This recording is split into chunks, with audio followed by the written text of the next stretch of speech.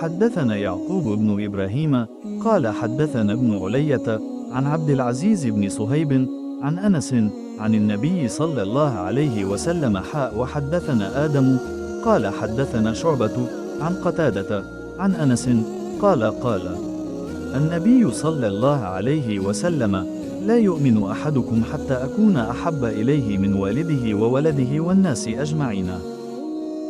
Narrated Anas. The Prophet said, "None of you will have faith till he loves me more than his father, his children and all mankind."